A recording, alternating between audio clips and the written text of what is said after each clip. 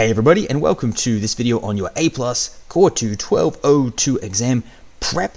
Today I'm going to be running you through everything you need to know about exam objective 2.6. We're going to talk about each of these, and I'll give you a couple of questions at the end because this one's pretty brief in order to make sure that you are on track to pass your exam. If you're new here, my name is Matt and I help people pass their A+ Core 1 and Core 2 examinations, and that's what I want to do for you too. So with that being said, let's get straight to it. Today we are looking at the steps that we need to take in order to remediate our system from malware. All right, we need to understand the systematic procedures. There's a specific set of procedures that we need to be able to identify and state in order for this exam objective to be something that we can successfully do when we get there. So long story short, before we get into it, what we will need to do is briefly say what is roughly involved in each of these steps, and we'll need to be able to confidently say, okay, based on what you've just done, the next step you should take is, okay? That's kind of what we want to be able to do by the end of this. Now,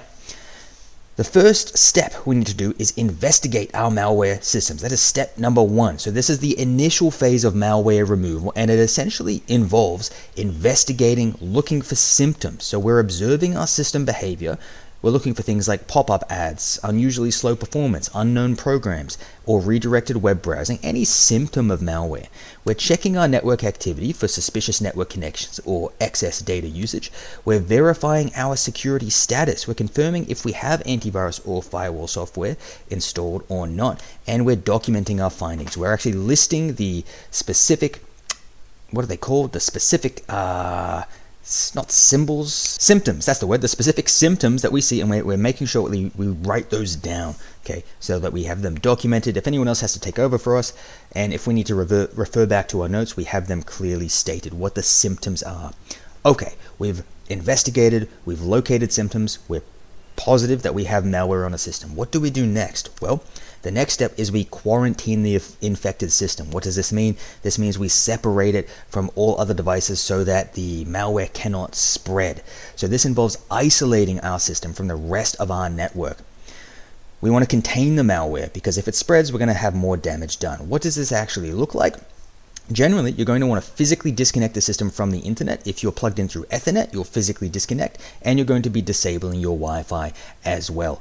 Okay, so you're going to want to completely isolate it from all other networks, from the network that you are in. If it's Ethernet, unplug it. If it's Wi-Fi, disable your Wi-Fi. Do both. Okay, shouldn't be connected to any kind of network at all because then that malware can potentially spread. The next step is to disable something called System Restore in Windows. What is System Restore? Well, System Restore creates something called a restore point, which I guess intuitively makes sense, right? Which is a snapshot of your system's files and settings. It's like if something happens, you can go back to this restore point.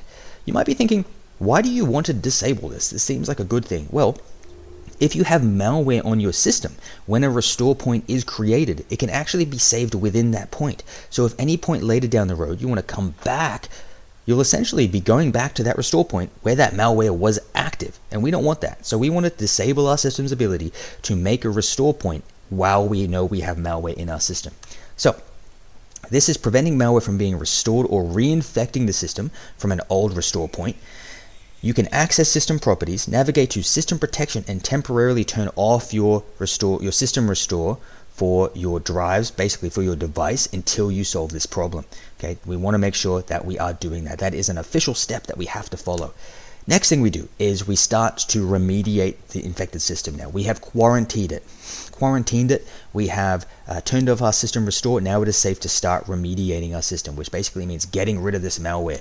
So this is essentially the phase where we are looking to eliminate the malicious code, the malware from our system, and repair any damages caused to the operating system or files.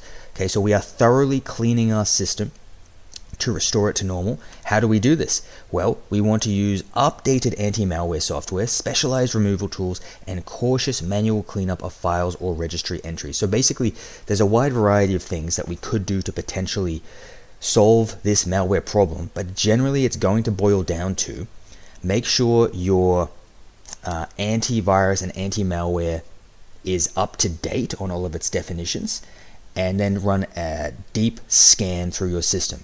Okay, generally that's what it's going to consist of for the sake of your exam. We'll get into the specific steps of this in a second, of things you need to be aware of, but that's what it's going to consist of. Now, let's get into those specific steps. So we're going to remediate it generally with antivirus or anti-malware scan, but there are some additional details we need to know about. And the first thing is, yes, we update our anti-malware software. Okay, that's an official step listed in your exam objective. So that is technically what comes next.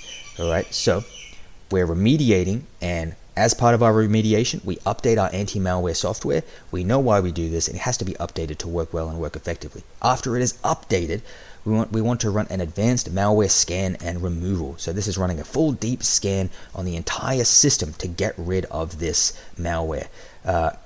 We do need to be aware that it is generally a good idea to do these things in either safe mode or in a pre-installation environment. Now these are very basic modes that basically gets rid of everything unnecessary that we don't need, and we can run it from this very bare bones environment in order to eliminate anything that could potentially get in the way. We just need our system to be able to work so that we can scan through it and get rid of this malware. You can run this in safe mode or the pre-installation environment, right? We've talked about exactly or roughly how to get into those in a previous exam objective, but you just need to know really that you can run an antivirus, anti-malware scan from safe mode or a pre-installation environment, because those are much more simple and eliminate some of those extraneous variables that can get in the way, okay? It allows you to scan the hard drive without the operating system or malware being active. It's easier to do that if the malware isn't active, right? Performing scans from the uncompromised state in these simple sort of states increases the chance of a successful malware eradication. So that's why we want to not only run the scan, but do it from one of these states. Now, if this doesn't work, we can't get rid of the malware, our last ditch effort and resort is going to be to reimage or reinstall the system. This is basically a complete wipe, a complete reinstallation. We're wiping everything we have and we're starting from scratch. We'll get rid of the malware, but we'll also get rid of all of our data, right? So this is considered the last potential step. It is time consuming, it is disruptive, it requires data restoration from backups, right? We're going to have to start all again. Hopefully we have some backups of all of our data. We can pull that data, put it back on the system, and then get up and running. It's very time consuming, very disruptive. It's a last ditch resort for the sake of your exam. Do everything else. This is the last resort. After this happens, right, we're going to schedule scans and run updates. We've successfully removed that malware. Now we're going to schedule our scans and run updates. We're going to update our anti-malware software, and we're going to schedule it to perform regular automated scans. So that way, hopefully this doesn't happen again. Potentially that's what could have been missing and why this happens in the first place. So why do we do this? To maintain continuous ongoing protection against any future threats. We want to keep it updated and scanning so that nothing slips through the cracks. We get the picture, right? That's the next step. After that, finally, now that the malware is gone, we've restored our system, we've updated, and we're running continuous scans that are scheduled for particular intervals. We can now re-enable our system restore and create a restore point because we don't have that malware in our system anymore. All right, so we disabled system restore while the malware was active, but now that it's gone, we can re-enable it so that we can have a restore point to come back to. You can pause and read all this, but basically what I just said is what you need to understand. And then one of the final steps is to educate the end user. This often happens because the end user clicked on a malicious link or something to that effect. Basically, they did something silly, and we need to tell them, hey, look, don't do this again. So it's really important because the human element is what causes a large amount of vulnerability. So we need to address that. We could talk to them about common malware types, about recognizing phishing emails, about the dangers of suspicious links. You know that you probably do malware training at your work, and you're like, oh my God, I know this. But a lot of people don't, and a lot of people fall for it. And even if you think you know it, you might still fall for it because we get complacent, right? We need to be reminded not to be complacent and what to look out for. Okay, now let's go ahead and get into 2 practice questions for you today. I only have 2 for this video because I'm kind of pumping this one out. So Forgive me for that. Usually I have more. For this video, we got 2, but it's going to cover pretty much everything you need to know, so you'll be able to tell are you ready or not for your exam. Hey guys, this video is sponsored by the A+ Core 1 and Core 2 Ultimate Learning Guide. This learning guide has helped many people pass their Core 1 and Core 2 exams, meaning that they can move on to their Network Plus and Security Plus sooner rather than later. In the learning guide, here's what you will get. Detailed notes, revision notes, active recall questions, and multiple choice questions for every single exam objective. 3 full-length practice exams with performance-based questions, a document with performance-based questions, a video showing you exactly how to study using multiple choice questions so you will be moving ahead of 99% of other people at a much faster rate because you are studying more effectively, a video giving you test-taking tips in case you get stuck on a question in the exam, a video showing you how to use free AI tools to 10 times your study sessions, and best of all, I want this to be accessible to everyone regardless of your economic position, so I've made it extremely affordable. So if this sounds good to you, you can head over to journeytocyber.com and grab your A+ Core 1 or Core 2 learning guide today.